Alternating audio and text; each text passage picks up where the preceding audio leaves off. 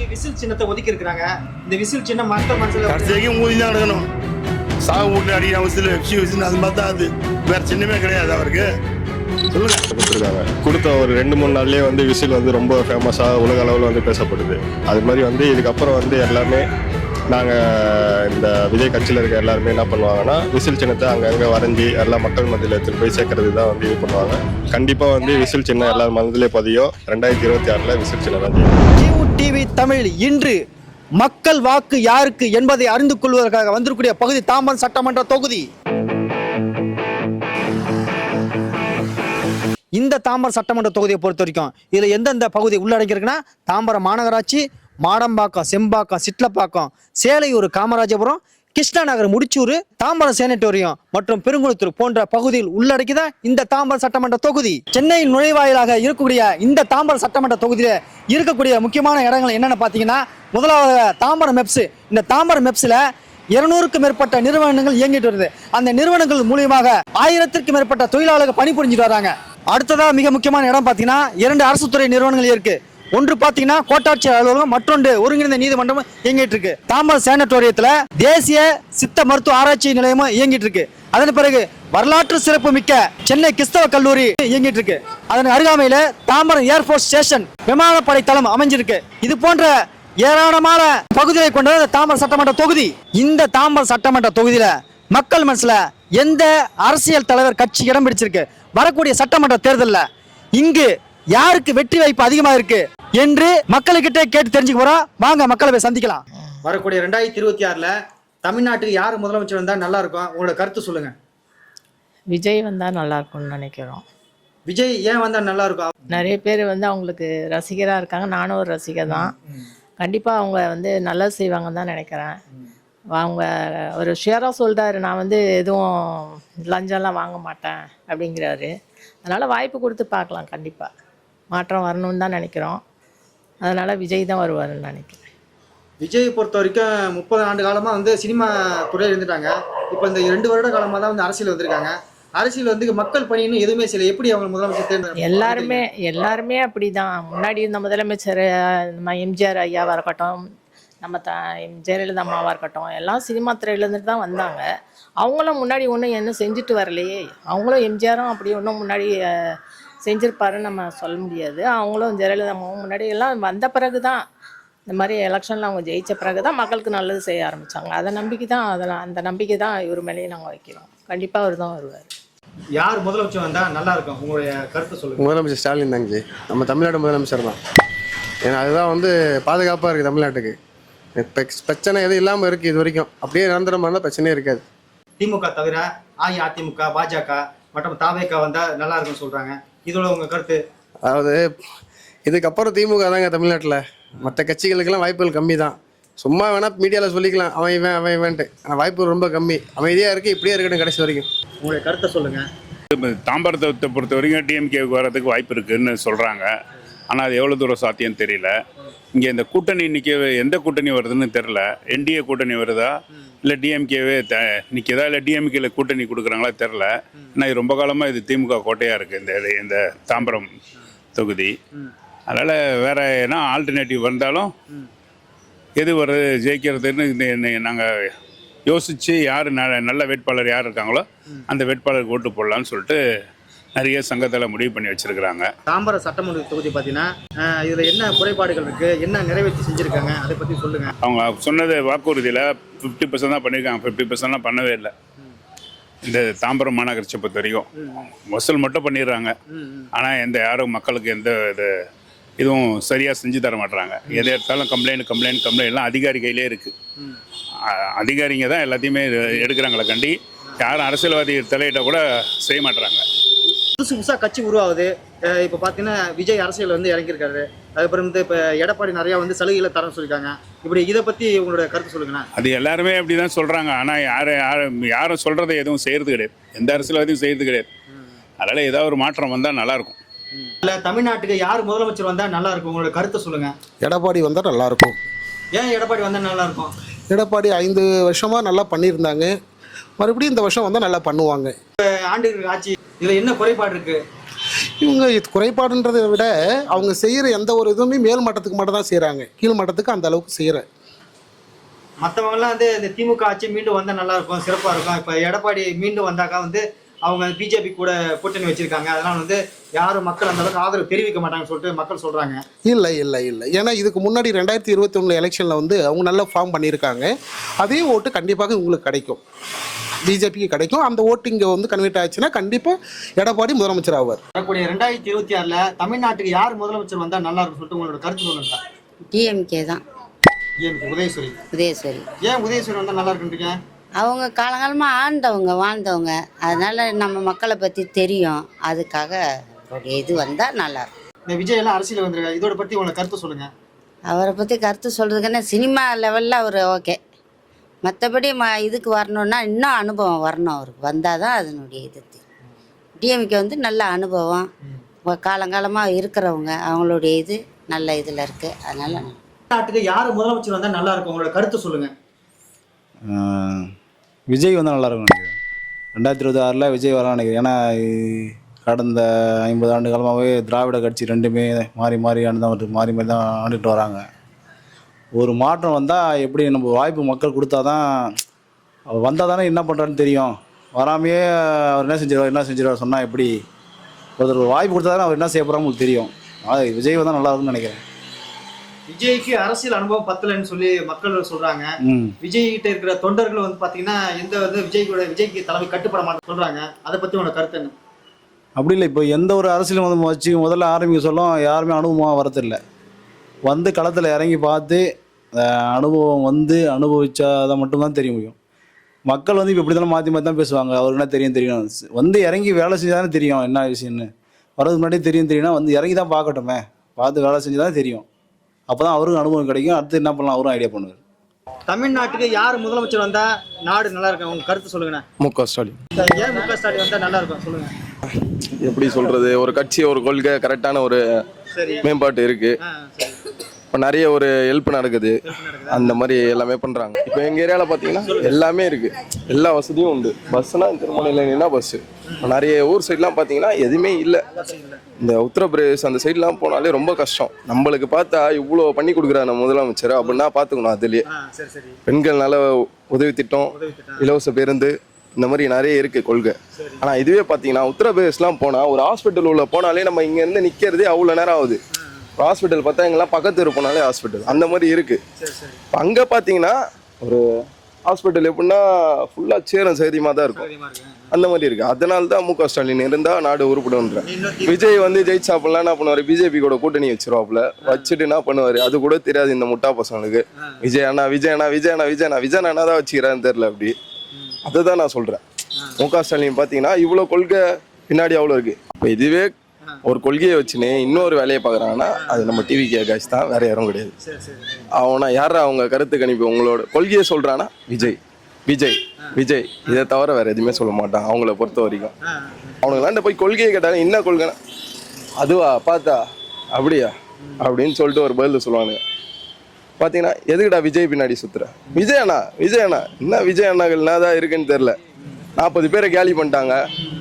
Death வீட்டில் போயிட்டு ஒரு வார்த்தை நேரில் போயிருக்கோம்ல, 40 பேர் செத்துட்டாங்க. 40 பேர் ஒருத்தர் வீட்டுக்கு போயிருக்காங்க, அவனோட பாடியை பார்த்துருக்கலாம். எதுவுமே பார்க்கல. செத்து போனதுக்கப்புறம் காசு கொடுத்தா மட்டும் சரியாயிடுமா? எல்லாமே 20 லட்ச ரூபா நான் கொடுத்தேன், 20 லட்ச ரூபா நீங்கள் கொடுத்தா எல்லாமே சரியாயிடுமா? 20-25 லட்சம் நான் கொடுத்துறேன் அப்படின்னா எல்லாமே ரெடி ஆகிடுமா? போன உயிர் மறுபடியும் வந்துடுமா? கேட்டால் அங்கே போயிட்டு வந்து அவரை சொல்கிறாங்க அவர் தான் சாவ வச்சாருன்ட்டு. எல்லாமே இவனுக்கு பண்ணுறத பண்ணிட்டு இவர் பாட்டுனே அந்த பவுன்சர் கூட சொல்லுவாங்க அவங்களோட இதுவை, ரசிகர் இவராண்ட சொல்கிறேன் இவங்க எல்லாம் புரிஞ்சிக்கவே மாட்டாங்க அப்படின்ட்டு. அதுதான் முக ஸ்டாலின் வந்தாருன்னா தமிழ்நாடு உருப்படும். விஜய் வந்தாருன்னா பிஜேபி கூட்டணி வச்சுன்னு ஜாலியாக என்ஜாய் பண்ணுவார் இந்த ரோட்டில். அவ்வளோதான். எப்படி உத்தரப்பிரதேசம் அந்த மாதிரி இங்கே நம்ம கஷ்டப்பட வேண்டியது தான். இருக்கிற இஸ்லாமிய எல்லாருமே இங்கேருந்து போங்க அப்படின்னு சொல்லிட்டு இங்கே ஒரு இதுவை கொண்டு வந்துடுவாங்க. அவங்கள போய் பிஜேபின்னா தமிழே வளரக்கூடாது, அந்த மாதிரி தான். அதனால தான் முக ஸ்டாலின் வந்தாருன்னா அடுத்தடுத்து நம்ம நாடு மேம்படும். கருத்து சொல்லுங்க. ப்ரோ எங்களை பொறுத்த வரைக்கும் புதுசாக ஒருத்தர் வரணும். இது வரைக்கும் வந்தவங்களாம் என்ன செஞ்சாங்க எது செஞ்சாங்கன்னு தெரில. அதனால் எங்களுக்கு வந்து தளபதி வந்தால் நல்லா இருக்கும்னு தோணுது. இந்த வாட்டி வந்து தளபதி தான் ப்ரோ ஓட்டு போடலான்னு இருக்கும்.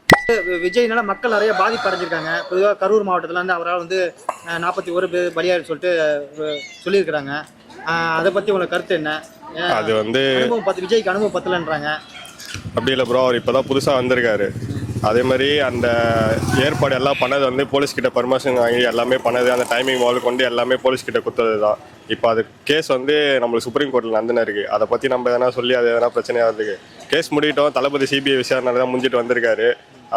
இப்போ வரைக்கும் வந்து தளபதி மேலே வந்து எந்த பழியும் வந்து யாரும் சொல்கிற மாதிரி தெரில. மக்கள் சப்போர்ட் வந்து தளபதிக்கு தான் இருக்குது.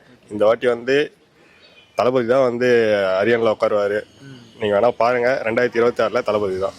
சரி, இப்போ விஜய்க்கு வந்து விசில் சின்னத்தை ஒதுக்கிருக்காங்க. இந்த விசில் சின்னம் பார்த்தீங்கன்னா மக்கள் மேலே இடம் பதியுமா? இப்போ வந்து உதயசூரியன், ரெட்டலை இதெல்லாம் வந்து மக்கள் மேலே காலகாலமாக ஆண்டு காலமாக பதிஞ்சிருக்கு. விசில் சின்னம் மக்கள் மனதில் பதியுமா? இதை பற்றி உங்கள் கருத்து என்ன? அது வந்து கரெக்டு தான். எல்லாம் அந்த வயசானவங்க மோஸ்ட்லி வந்து அந்த ரெட்டால உதயசூரியன் அந்த சின்ன தான் தெரியும். இதுக்கு இப்போ தான் வந்து அந்த விசில் சின்ன கொடுத்துருக்காங்க. கொடுத்த ஒரு 2-3 நாள்லேயே வந்து விசில் வந்து ரொம்ப ஃபேமஸாக உலக அளவில் வந்து பேசப்படுது.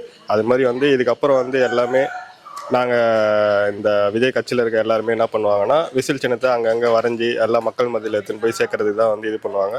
கண்டிப்பாக வந்து விசில் சின்னம் எல்லார் மனதிலே பதியும். 2026 விசில் சின்னம் தான் ஜெயிக்கும். வரக்கூடிய 2026 யார் தமிழ்நாட்டுக்கு முதலமைச்சர் இருந்தால் நல்லா இருக்கும்? உங்களுக்கு கருத்து சொல்லுங்க. திரு மு க ஸ்டாலின் அவர் வந்தால் நல்லாயிருக்கும். ஏன்னா பெண்களுக்கு வந்து இந்த மருத்துவ காப்பீட்டு திட்டம் ரொம்ப உதவியாக இருக்குது. உடம்பு சரியில்லாம் ஹாஸ்பிட்டல் போனால் இப்போ ஒரு ஹாஸ்பிட்டல் கிடைக்கும் குரம்பேட்டையில் தலைமை செயலகன்னு நல்லா பார்க்குறாங்க. அப்புறம் என் பையனுக்கு படிப்பு செலவுக்குலாம் வந்து அந்த நிதி திட்டம் ரொம்ப உதவியாக இருக்குது. ஒரு பசங்க டியூஷன் ஃபீஸ் கட்டுறோம், ஒரு 1000 ரூபாய் வாங்கி டியூஷன் ஃபீஸ் கட்டுறோம். என்ன ஒன்று எங்கள் ஏரியாவில் வந்து ஒரு வீடு கட்ட கஷ்டமாக ஃபாரஸ்ட் ஏரியான்றதுனால எங்களால் ஒரு காவா கட்ட முடியல, ஒரு வீடு கட்ட முடியல. அவங்ககிட்ட பர்மிஷன் கேட்குறதா இருக்குது. அதனால தான் ரொம்ப கஷ்டமாக இருக்குது. மிச்சப்படி வேறு ஒன்றும் கிடையாது. அப்புறம் ஒரு கட்சி வந்ததுலேருந்து ரொம்ப மகளிர் விடியல் பயணம் போகிறோம். எங்கள் வீடு ரேஷன் கடைக்கு போவோம். ஒரு ஹாஸ்பிட்டல் திடீர்னு ஆட்டோலாம் வருது, அதனால பிரச்சனை கிடையாது. இப்போ ஹாஸ்பிட்டலுக்கு குழந்தைங்களுக்கு படிப்புலாம் நல்லா ஸ்கூலில் நல்ல இதுவாக இருக்குது. காலை உணவு திட்டம் ரொம்ப உதவியாக இருக்குது எங்களுக்கு. நாங்கள் வேலைக்கு போகிறோம், பசங்களை ஸ்கூலில் எடுத்துன்னு விட்டுட்டு போகிறோம். ரொம்ப உதவியாக இருக்குது. எடப்பாடி வந்தால் பெண்களுக்கு உதவித்தொகை 2000 உயர்த்தி தருவாங்க. ஆண்களுக்கு இலவசமாக பேருந்து விடுறதாவும், இன்னும் வந்து வீடு இல்லாதவங்களுக்கு வீடு கட்டி தர வசதி பண்ணி தர சொல்கிறாங்க. இதை பற்றி உங்களுக்கு கருத்து என்ன? அப்படியா? யார் நல்லா செய்கிறாங்களோ அவங்க வந்தால் பரவாயில்ல. ஆனால் இவர் இருந்தால் ரொம்ப முக்கியத்துவம் அதிகமாக இருக்குது. அதனால் நாங்கள் இவரை தான் நாங்கள் போட்டுருக்கோம். ஜெயலலிதா அம்மா இறந்துலேருந்து இவருக்கு தான் நாங்கள் ஓட்டு போட்டுருக்கோம். வேறு எந்த கட்சிக்கும் போடல. எங்கள் வீட்டில் எல்லாமே டிஎம்கே தான் போடுறோம். ஜெயலலிதா அம்மா இருக்க ரெட்டாலைக்கு தான் போட்டிருந்தோம். அவங்க மறைஞ்ச பிறகு டிஎம்கே தான் போடுறோம். பேர் என்னென்ன? வேலு. வேலுவா? வரக்கூடிய 2026 தமிழ்நாட்டுக்கு யார் முதலமைச்சர் வந்தா சிறப்பா இருக்கும்? யார் ஆட்சி செஞ்சா நல்லா இருக்கும்? அது உங்களுக்கு கருத்து சொல்லுங்க. ஸ்டாலின் வந்தா அருமையா இருக்கும். ஸ்டாலின் ஏன் வந்து நல்லா இருக்கும் சொல்லுங்க. அது திட்டங்கள்லாம் வந்து நல்லா அருமையா பண்றாப்பல. சரி. மக்களை ஏழை மக்களுக்கு போய் சேர்ற மாதிரி பண்றாப்பல. சரி. அதனால வந்து அது நல்லா இருக்கு. அவர் நல்லா வருவார். இப்போ வந்து இப்போ நீங்க இருக்கிற தாம்பரம் பகுதியில அடிப்படை வசதி பார்த்தீங்கன்னா சாலை, மின்விளக்கு, குடிநீர், பாதாள சாக்கடை இதெல்லாம் கரெக்டா இருக்கா உங்களுக்கு? சரியா? எல்லாமே கரெக்டா இருக்கு. எல்லாம் கரெக்டா இருக்கு. கரெக்டா பண்ணி தராங்களா? கரெக்டா பண்ணி தராங்க. இப்போ வந்து இப்போ தமிழ்நாட்டுல புதுசா கட்சி ஆரம்பிச்சிருக்கு. விஜய் வந்து விஜய் கட்சி ஆரம்பிச்சிருக்காரு. இப்போ எடப்பாடி பழனிசாமி பெண்களுக்கு வந்து 2000 ரூபாய், ஆண்களுக்கு பேருந்துல வந்து இலவசம் பயணம் செஞ்சுக்கலாம், இன்னும் பல சலுகை தராங்க. இதை பத்தி உங்க கருத்து சொல்லுங்க. ஆமா, ஒரு எடப்பாடி பழனிசாமி ஐயா வந்து என்ன பண்றாருன்னா, ஒரு திமுக போட்ட ஓட்டில அவர் வர பார்க்குறாரு. முதல்ல அவர் போட்டார் திட்டங்களை, அந்த திட்டத்தில் எக்ஸ்ட்ரா பண்ணுறாரு. அப்படின்னா வந்து ஸ்டாலின் போட்ட ஓட்டை தான் இது. அந்த வழியாக இவர் பெருசாகின்னு வர பண்ணுறாரு. அப்போ திட்டம் வந்து யார் முதல்ல அறிவிக்கிறாங்களோ, எது சேருது மக்கள்கிட்ட, அதை தான் பார்க்க முடியும். அதுக்கப்புறம் நீ கொஞ்சம் எக்ஸ்ட்ரா பண்ணி வரணும். இவர் புதுசாக திட்டங்களை அறிவிக்கணும். ஆனால் இவர் அறிவிக்க மாட்டேறாரு. நல்ல நல்ல திட்டத்தை அறிவிக்க மாட்டேறாரு. அப்புறம் எப்படி நாங்கள் அவங்கள கவர் பண்ண முடியும்?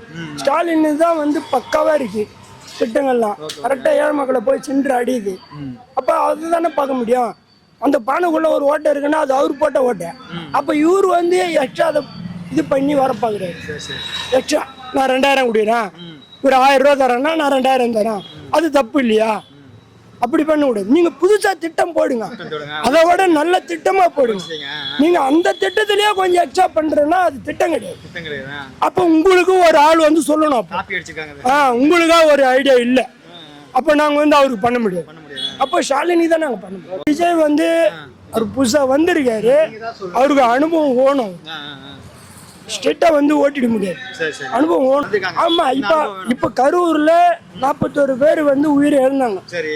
அது ஏதாவது அவர் வந்து முன்னறிவிப்பு எதனா பண்ணி அதை பாதுகாப்பு வந்து இரங்கல் தெரிவிச்சிருக்காங்க. வீட்டுக்கு கொடுத்தது வந்து ஏங்க 72 மணி நேரம் ஆகும் ஒரு இரங்கல் தெரிவிக்கா?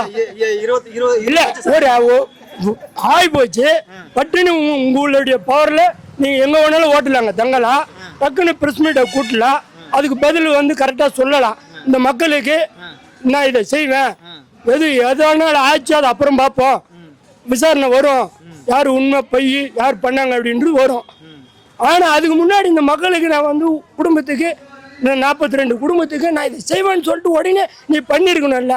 அது 72 மணி நேரம் இன்னும் உனக்கு நேற்றுக்கு 72 மணி நேரம் உங்களுக்கு தேவையா? வாய் விட்டு வார்த்தை வெளியே வர்றதுக்கு 72 மணி நேரம். அப்போ நீங்கள் என்ன பண்ணுறீங்கன்னா உங்களுக்கு யாரும் சொல்லணும்.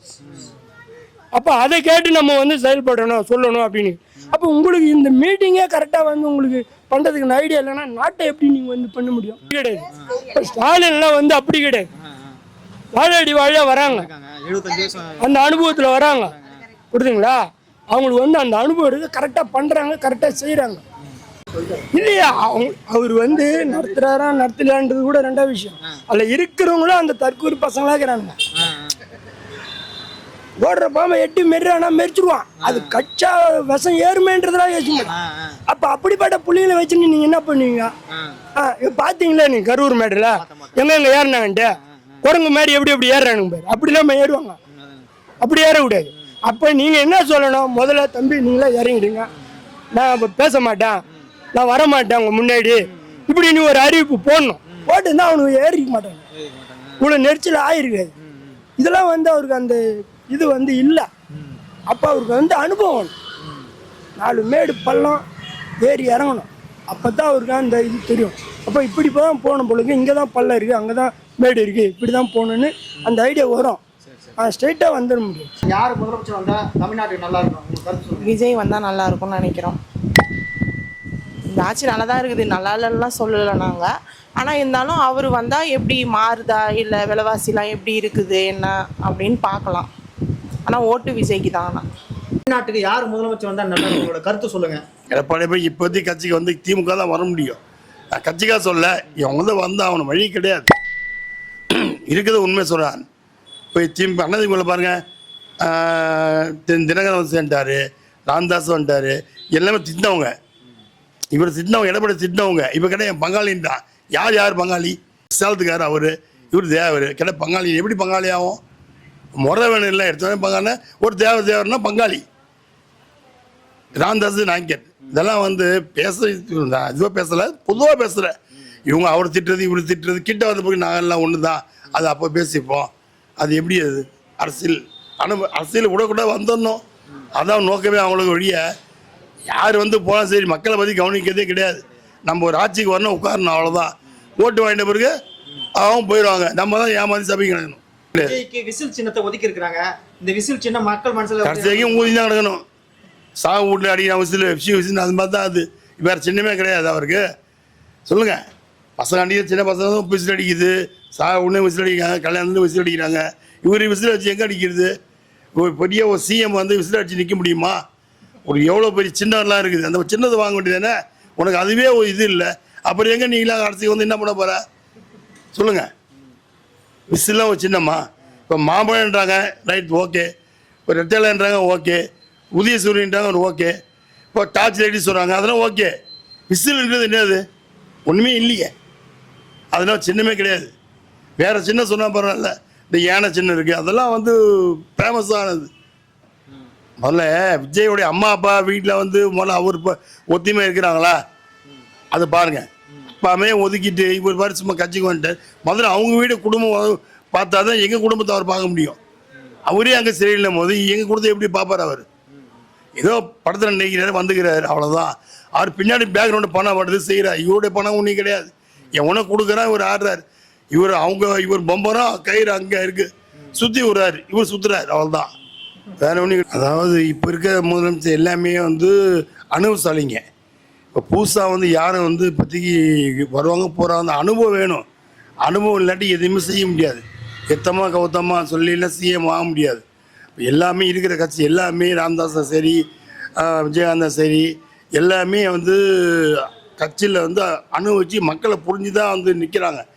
இவர் உடனே சினிமா நடிச்சுட்டு உடனே வந்து மேலே ஏறி உடனே சிஎம் எல்லாம் ஆக முடியாது. மக்களை புரியணும், மக்களை புரிஞ்சு வச்சுக்கிட்டு தான் செய்யணும். இப்போ இவ்வளோ பேர் இத்தனை மீட்டிங் போனாங்க, இத்தனை பேர் பண்ணாங்க, கொண்டாங்க. அதில் யாரும் சாவு இவரு வந்தது தான் இல்லை. இவர் பாட்டுக்கு வந்து மக்கள் எதுக்கு வந்தாங்க? இவர் சிஎம் ஆகிறத பார்த்தா இல்லை, அவர் முகத்தை பார்க்க தான் இவ்வளோ கும்பலே வந்தது. இவர் என்ன பண்ணிங்கன்னா தகுந்த ஏற்பாடு பண்ணி எல்லாம் சேர்ந்துக்கணும். அது இவர் வந்து நிறைய பேர் செத்த போருக்கு என்ன பண்ண கிட்ட பார்த்தாரா? இல்லை, வந்தமாக கவத்தமாக ஓடிவிட்டார், பிளேட்டை பிடிச்சி ஓட்டார். அது எந்த நம்மளால இப்போ அரசியல் வாங்காமல் செய்வாங்களா? இல்லை விஜயகாந்த் செய்வாரா? இல்லை ஸ்டாலின் செய்வாரா? யாராச்சும் விஜய் வந்து யாராச்சும் விட்டு செய்வாரா? விட மாட்டாங்க, மக்கள் தான் பார்ப்பாங்க. இவர் மக்களையே வந்து பார்க்க வந்து விட்டுட்டு ஓடுறாருன்னா அப்போ எப்படி இவர் நம்பி ஓட்டு போட்டு எப்படி பெரிய ஆளாக்குறது? இன்னும் நம்ம மக்கள் வேலை நல்லா அனுபவிக்கணும், நல்லா இது வைக்கணும். சும்மா வந்தோமா முகத்தை காரணமாக இப்போ இருக்க பசங்க வந்து எல்லாமே யூத்து தெரிய மாட்டேது, அனுபவம் இல்லை, அனுபவம் இல்லாத மாதிரி இருக்கிறானுங்க. ஒரு அனுபவிச்சு இல்லவனுங்க தெரியும் யார் பண்ணுவாங்க செய்வாங்க. இது வரதை பற்றி பேசுகிறதில்ல, மக்களுக்கு இந்த அடிப்படை ஒன்றும் இல்லையே, அடிப்படை ஒன்றும் இல்லையே. யார் இந்த சொல்கிறாங்க வழியே அது செய்து கிடையாது, முடியாது. அனுபவம் வேணும். இதில் யார் முதலமைச்சராக வந்தால் உங்களுக்கு சிறப்பாக இருக்கும்? உங்களுக்கு கருத்து சொல்லுங்கள். எங்களுக்கு இப்போ இருக்கிற ஆட்சியோட ஏற்கனவே நடந்த ஆட்சி எடப்பாடியார் தான் நல்லாயிருக்கும். ஏன்னா எடப்பாடி ஏற்கனவே சொன்னதெல்லாம் செஞ்சுருக்காங்க, அதுவும் இதுவும் செய்வாங்க. இவங்களும் சொல்கிறதான் செய்கிறாங்க. பட் இருந்தாலும் எடப்பாடி எந்த ஆட்சியோட எடப்பாடியார் ஆட்சி பெஸ்ட்டு. ஏன்னா இப்போ வந்து அஇஅதிமுக வந்து பாஜக கூட்டணி வச்சுருந்தா எல்லாமே வந்து ஓட்டு விடாதுன்னு சொல்லிட்டு மக்கள்கிட்ட பேசிக்கிறாங்க. இதோட உங்கள் கருத்து என்னது? அது வந்து நீங்கள் சொல்கிறது இப்போ இல்லை, அது ஒரு காலகட்டத்தில் பிஜேபின்னா மதவாத கட்சி சொல்லிட்டு இருந்தாங்க. இப்போ அந்த தோற்றம் ஓரளவுக்கு மாறிடுச்சு, தமிழ்நாட்டில் ஓரளவுக்கு மாறி தான் இருக்குது. அதனால் கண்டிப்பாக வாய்ப்பு இருக்குது. நாட்டுக்கு யார் முதலமைச்சர் வந்தால் சிறப்பாக இருக்கும்? உங்களோட கருத்து சொல்லுங்கள். டிஎம்கே தான். ஏன் டிஎம்கே வந்தால் நல்லா இருக்கும் சொல்கிறீங்க? டிஎம்கே வந்து இந்த ஜாதி மதம் மற்ற பாகுபாடு இல்லாமல் நடத்தக்கூடிய கட்சி டிஎம்கே. அதே மாதிரி பார்த்தீங்கன்னா முன்னாடி பார்த்தீங்கன்னா ஏடிஎம்கே இருந்து ஆஃப்டர் ஜெயலலிதா பார்த்தீங்கன்னா இல்லை, மொத்தமே பார்த்தீங்கன்னா மோடியின் அடிமை ஆகிட்டாங்க. இபிஎஸ்ஸு, இந்த அன்புமணி, தினகரன் இதெல்லாம் பார்த்தீங்கன்னா ஆல்மோஸ்ட் வந்து மோடி தான் வந்து ஒரு மகுடி. இவங்க வந்து எல்லாமே அவங்களுக்கு ஆடக்கூடிய பாம்பு மாதிரி வந்து செயல்படுறாங்க. அப்புறம் பார்க்கும்போது அவங்களாம் வந்தால் நம்மளுடைய சில இதெல்லாம் வந்து குறையும். ப்ரிஃபரன்ஸ் இருக்குல்ல, தமிழ்நாட்டு மக்களுக்கு மக்களுக்குன்றான ப்ரிஃபரன்ஸ் இல்லை. உள்ளவே வந்து நார்த் இந்தியன்ஸ் வந்து மைக்ரேஷன் ஆகிடுவாங்க. ஆகும்போது பார்த்தீங்கன்னா உங்களுக்கு நம்ம தமிழ் மக்களுக்கு வந்து வேலை வாய்ப்பும் குறையும். அவங்க சொல்லலாம், அது பண்ணலாம், மோடி பேசுகிறார் வரார், வணக்கம் தமிழிங்க வந்து 2-3 வார்த்தை வச்சுட்டு என்டையர் தமிழ் வந்து அவர் வந்து சர்வே பண்ண முடியாது, சப்போர்ட்டும் பண்ண மாட்டார். இதுக்காக தான் வந்து டிஎம்கே வரணும். ஏடிஎம்கே வந்து ஜெயலலிதா எம்ஜிஆர் இருக்கும்போது ஓகே, அது வந்து நாட் பேட். ஆஃப்டர் ஜெயலலிதாவுக்கு பிறகு வந்து ஏடிஎம்கே வந்து ஒரு திராவிட சித்தாந்தம் கிடையாது, உள்ள ஆரிய சித்தாந்தம் ஆகிப்போச்சு. டிஎம்கே மட்டும்தான். இப்போ டிஎம்கே, இந்த விசிகா, கம்யூனிஸ்ட்டு, தேமுதிக, மதிமுக இவங்க மட்டும்தான் இப்போ அந்த தொன்று தொட்டு வந்து இந்த திராவிட சிந்தனையை வந்து போய்கிட்டு வராங்க. மற்றபடி வந்து டிஎம்கேவுக்கு தான் ப்ரிஃபரன்ஸ் சொல்லிட்டு உங்களை கருத்து சொல்லுங்கள். ஸ்டாலின் வந்தால் கொஞ்சம் டெவலப் பண்ணலான்னு நான் நினைக்கிறோம். மீண்டும் திமுக ஆட்சிக்கு வந்து நல்லா இருக்கும் சொல்றீங்களா? ஆனால் ஒரு சில கட்சிக்காரங்க வந்து திமுக ஒழிக, திமுக இப்படி திமுகவை நல்லா வசப்பாடிக்கிட்டு இருக்காங்க. நீ மீண்டும் திமுக வந்தால் நல்லா இருக்கும், அதை பற்றி உங்களை சொல்லு. ஓசை எழுப்புறதுக்கு வந்து 4 பேர் இருக்க தான் செய்வாங்க. அதாவது நம்ம தான் வந்து 4 பேர் நம்மளை கெடுக்கிறதுக்குன்னே 4 பேர் இருப்பாங்கல்ல, அந்த மாதிரி கூட்டணிகள் இருக்க தான் செய்யுது. நம்ம வந்து கொஞ்சம் டெவலப் பண்ணலாம். இப்போ ஸ்டாலின் வந்து வராரு அப்படின்னா நிறைய யூஸ்ஃபுல் பண்ணுறாரு. இப்போ வந்து தாழ்வான பேருந்து கொடுத்தாங்க, அந்த மாதிரி நிறையா வேலைகள் வாய்ப்புகள்லாம் நிறையா பயன்படுத்துகிறாங்க. ஆனால் ஸ்டாலின் வந்தாருன்னா ஓரளவுக்கு வெளிநாட்டு கம்பெனிகள்லாம் கொஞ்சம் உள்ளே வருதுன்னு நான் சொல்கிறேன். இப்போ ஃபோர்டு வந்து ரெனியூவல் பண்ணுறாங்க, திரும்பி ரீஓப்பன் பண்ணுறாங்க.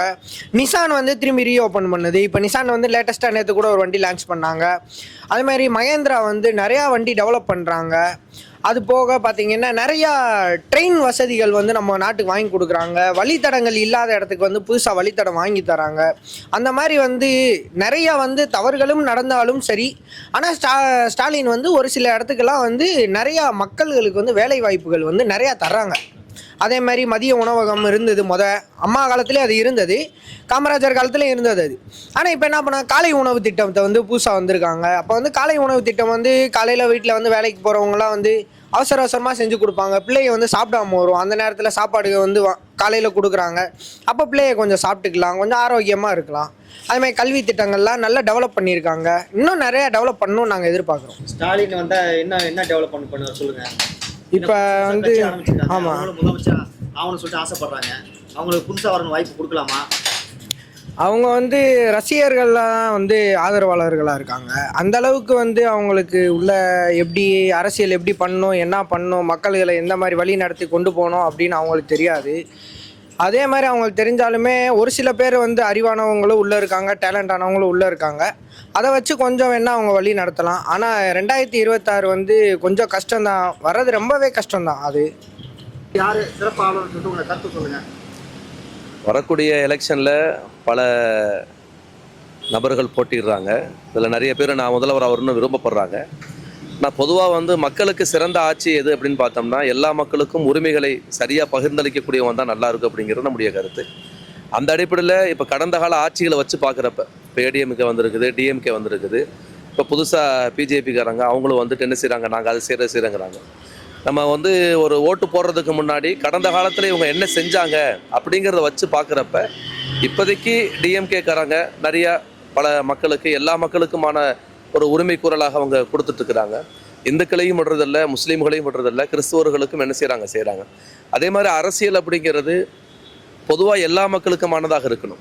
அந்த அடிப்படையில் பார்க்குறப்ப எந்த மக்களும் விடுபட்டு போகாமல் எல்லா மக்களையும் அரவணைக்கக்கூடிய ஒரு அரசியல் பண்ணுறது இன்றைக்கி சமகாலத்தில் பார்க்குறப்ப டிஎம்கே வந்து அதில் ஃபஸ்ட் இடத்துல இருக்குது. மற்ற அரசியல் கட்சிகள் இடத்துல இதை நம்ம வந்து பெருசாக எதிர்பார்க்க முடியல. சிஏஏ பிரச்சனையாக இருக்கட்டும், விவசாயிகள் பிரச்சனையாக இருக்கட்டும், பல பிரச்சனைகளில் ஏடிஎம்கே நமக்கு எகென்ஸ்டாக, அதாவது நமக்குன்னா இஸ்லாமியர்களுக்கு இல்லை, பொதுவாகவே வந்து சிறுபான்மையினருக்கு, விவசாயிகளுக்கு, இப்படி பல நபர்களுக்கு எகென்ஸ்டாக தான் அவங்க செயல்பட்டுருக்காங்க. அந்த விஷயங்களில் கூட டிஎம்கே பொறுத்தவரையில் அவங்க ஆட்சியில் இல்லாத சமயத்தில் கூட பொதுவாக எல்லா மக்களுக்குமான ஒரு ஆட்சியாக தான் அவங்க இருக்குது. அதனால் அவங்க வந்தால் ரொம்ப சிறப்பாக இருக்குது அப்படிங்கிறது நம்முடைய கருத்து. அதே மாதிரி மற்றவங்க ஏன் வரக்கூடாது அப்படின்னு பார்த்தோம்னா இன்றைக்கு ஆட்சி செய்து கொண்டு இருக்கக்கூடிய பிஜேபி பல மாநிலங்களில் அவர்கள் இங்கே வந்து பெண்ணுரிமை பற்றி பேசுகிறாங்க. ஆனால் அவங்களுடைய ஆட்சி செய்யக்கூடிய மாநிலங்களில் பெண்ணுரிமை இருக்குதான்னு கேட்டால் கிடையாது. நீங்கள் பல இடங்களில் பார்க்கலாம். அதே மாதிரி வந்து யூபி அவங்க ஆட்சி செய்கிறாங்க, இங்கே மதுவிலக்கு கொண்டு வருவோங்கிறாங்க, ஆனால் அங்கே மதுவிலக்கு கிடையாது. அங்கே மதுவை கொண்டு பெரிய வியாபாரம் நடந்துட்டு. அப்போ அவங்க சொல்லக்கூடிய அந்த வாக்குறுதிகள் அப்படிங்கிறது ஒரு சும்மா தான் இருக்குதே தவிர அது உண்மையாக இல்லை. ஏன்னா உண்மையாக இருந்தால் அவங்களுடைய மாநிலத்தில் செஞ்சுருப்பாங்க. இதெல்லாம் வச்சு பார்க்குறப்ப நமக்கு டிஎம்கே வந்தால் நல்லா இருக்குது அப்படிங்கிற நம்முடைய கருத்து. நல்லா இருக்கும், அது உங்களோட கருத்து சொல்லுங்கள். ஒரு மாற்றத்தை உருவாக்கணும்னு நினைக்கிறவன் திமுகவில் இருந்தவன் தான் பழைய ஆள். இருந்தாலும் ஒரு மாற்றத்தை இருக்கும்போது விஜய் வரலாம் என்ற ஒரு யோசனை. நான் குடிசை ஓடு வீட்டில் இருக்கிறேன். எனக்கு வந்து மகளிர் உரிமை தொகை இல்லைன்ட்டாங்க. எனக்கு ஒரு பையன், ஆனால் பையன் என்ன சம்பாதிக்கிறான், பொண்ணு என்ன சம்பாதிக்குது. பொண்ணு கட்டி கொடுத்து ஊருக்கு போயாச்சு, ஊருக்கு அனுப்பிச்சாச்சு. பையன் ஏதோ ஒரு எக்ஸ்போர்ட் கம்பெனியில் வேலைக்கு சம்பாதிக்கிறான். அது நான் என் வீட்டில் சம்பாதிச்சு ஏதோ சாப்பிடணும். அவ்வளோதான் இது நடக்குது. எத்தனை முகாமெல்லாம் போட்டாங்க. பேங்க்கில் போய் நான் வந்து ஒய்ஃபோட இதை கொடுத்தாக்கா வெறும் 4 நம்பர் போட்டு ரிஜெக்ஷன் பண்ணிட்டாங்க. இது போய் பண்ணனாக்கா அவனை போய் பாரு, இவனை போய் பாருன்றாங்க. அது எதுக்கு அந்த ஆட்சி இருக்கணும்? ஒரு ஏழை நான் இல்லாதப்பட்டவன் தான். நான் செக்யூரிட்டிலேருந்து 20 வருஷமாக ஆச்சு. நான் குடும்பத்தை காப்பாற்றிருந்தேன். அப்படியே ஓடின்னு இருக்கு. இப்போ என் பையன் என்ன படிக்கிறான்னாக்கா அவன் காலேஜை படிச்சுட்டு ஒரு எக்ஸ்போர்ட் கம்பெனியில் வேலை செய்கிறான். அவனுக்கு என்ன வருமானம் வரும்? அதை வச்சு தான் நம்ம வந்து மெயின்டைன் பண்ணுறோம். நான் சில குளறுபடி இருக்குதான், இல்லாமல் இல்லை. இந்த ஆட்சியில் மாற்றத்தை எதிர்பார்க்குறேன். வரக்கூடிய 2026 தமிழ்நாட்டுக்கு யார் முதலமைச்சர் வந்தால் நல்லா இருக்கும், உங்களோட கருத்து சொல்லுங்கள். யார் வந்தாலும் வந்து ஒரு விலைவாசியை கம்மி பண்ணாலே போதும், புரியுதுங்களா? இந்த பெட்ரோல் விலை இதுவை கம்மி பண்ணால் போதும். மிச்சப்படி வந்து அத்தியாவசிய பொருளை கம்மி பண்ணாலே நல்லாயிருக்கும். இவங்க வரணும் அவங்க வரணும் இல்லை, யார் வந்தாலும் இன்றைக்கி சட்டசபையம் எப்படி இருக்குன்றது எல்லாருக்குமே தெரியும், புரியுதுங்களா? இவங்க வரணும் அவங்க வரணும்னு நான் சொல்ல விரும்பலை. அதனால் வந்து யார் வந்தாலும் விலைவாசியை கம்மி பண்ணால் போதும். அவங்களுக்கு காசு தரேன், இவங்களுக்கு காசு தரேன், இவங்க வீட்டுக்கு காசு தரேன், அவங்க வீட்டுக்கு காசு தரேன், அந்த காசுன்ற ஒரு விஷயமே கிடையாது. எல்லாரும் வந்து இன்றைக்கி சம்பாதிக்கிறாங்க, போய்க்கிறாங்க, வந்துருக்காங்க, புரியுதுங்களா? இல்லாதப்பட்டவங்க இன்றைக்கி வந்து ஒரு 3000 கொடுக்குறீங்க அப்படின்னா அந்த 3000 ரூபாய்க்கு மட்டும் எத்தனை நாள் சாப்பிடுவாங்க? மிஞ்சி போனால் ஒரு 5 நாள் சாப்பிடுவாங்க, 6 நாள் சாப்பிடுவாங்க, அவ்வளோதான், வேறு எதுவுமே கிடையாது. அதனால் விலைவாசியை கம்மி பண்ணாலே இருக்கிற மக்கள் வந்து நிம்மதியாக சந்தோஷமாக இருப்பாங்க, புரியுதுங்களா? பெட்ரோல் விலை கம்மி பண்ணலாம். பெட்ரோல் டீசல் விலை கம்மி பண்ணால் காய்கறி விலை, அரிசி விலை எல்லாமே கம்மியாகும். அதனால் வந்து விலைவாசியை நீங்கள் கம்மி பண்ணாலே போதும், எல்லாரும் வந்து நல்லா இருப்பாங்க. திமுக ஆட்சி இருக்க இந்த ஆட்சியை தொடரலாமா இல்ல இன்னும் புதுசா வந்து அறிக்கையெல்லாம் கொடுத்துட்டு இருக்காங்க ஏடிஎம்கே. அவங்க வந்து மகளிருக்கு இன்னும் உயர்த்தி தரப்படும், ஆண்களுக்கு இலவசமா பேருந்துல வந்து பயணம் செய்ய சொல்றாங்க. இதை பத்தி உங்களை கருத்து சொல்லுங்க. சொன்னதெல்லாம் பாதி பண்ணியிருப்பாங்க, மிச்சம் பண்ணல. முக்கியமானதெல்லாம் வந்து பண்ணணும். அதனால் வந்து புதுசாக வரவங்கள ட்ரை பண்ணி பார்க்கலாம் எப்படி இருக்கிறாரு அப்படின்ட்டு. வந்திருக்காரு எப்படி இருக்கிறாருன்னு பார்க்கலாம், ட்ரை பண்ணலாம்.